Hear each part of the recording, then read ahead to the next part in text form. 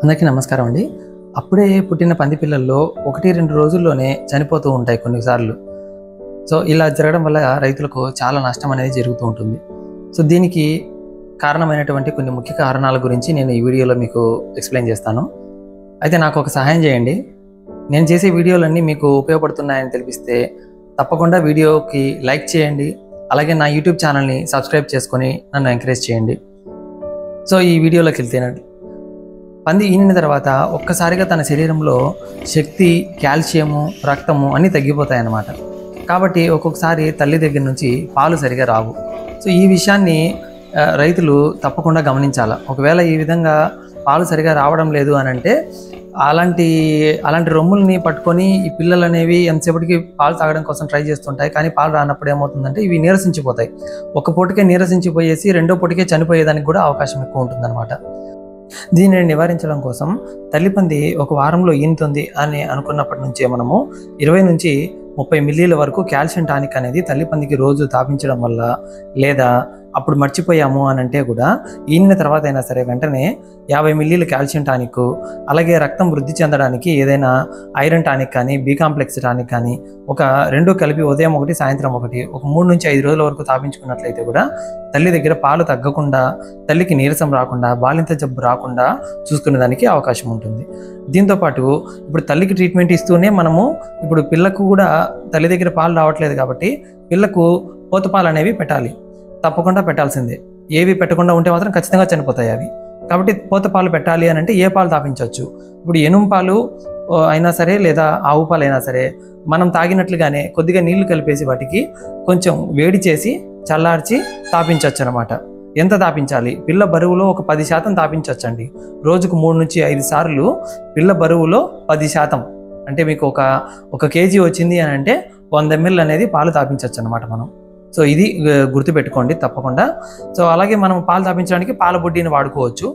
మనం మనుషుల్లో వాడతాం కదండి, అదే పాల బుడ్డిని వాడుకోవచ్చు అనమాట. సో అది లేదు, పాల బుడ్డి ఆ పాలు కాదు, మనం ఏదైనా వేరే ఏదైనా చేయాలనుకుంటే కూడా ఇప్పుడు ఆ పాలల్లో సమానంగా ఉండేటువంటి పోషకాలు కలిగినటువంటి ఒక పొడి కూడా మనకు మార్కెట్లో అందుబాటులో ఉంది. సో ఈ పొడి అయినా సరే మీరు మిల్క్ రీప్లేసర్ అంటాము. సో దీన్నైనా సరే మీరు ఆర్డర్ పెట్టి తెప్పించుకొని ముందుగానే రెడీగా పెట్టుకోండి ఇంట్లో షెడ్లో. సో దీనిని నీళ్ళల్లో కలిపేసి ఆ ప్యాకెట్ మీదనే రాసి ఉంటారు ఎంత కలపాలా, ఎంత ఇవ్వాలి అనేసి.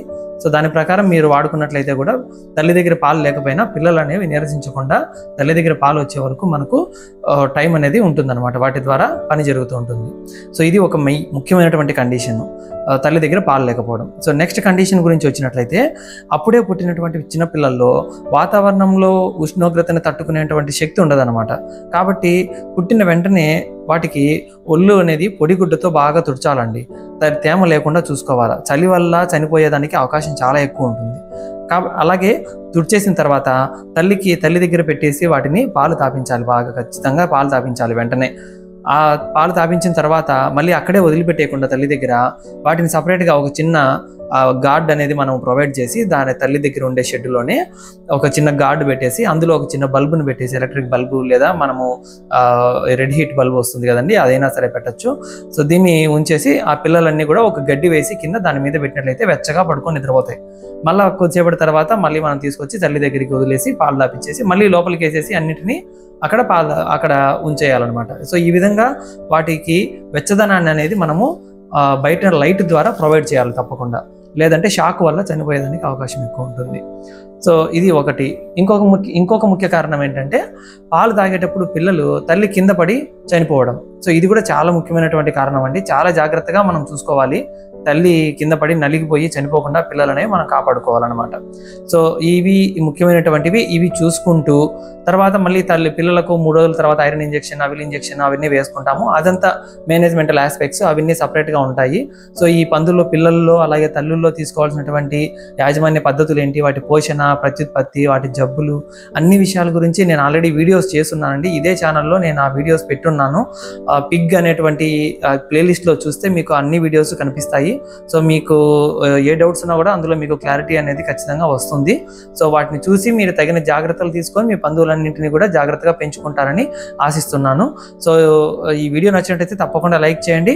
అలాగే thanks for watching this video. ఇంకొక మంచి విషయంతో ఇంకొక వీడియోలో కలుస్తాను. నమస్కారం.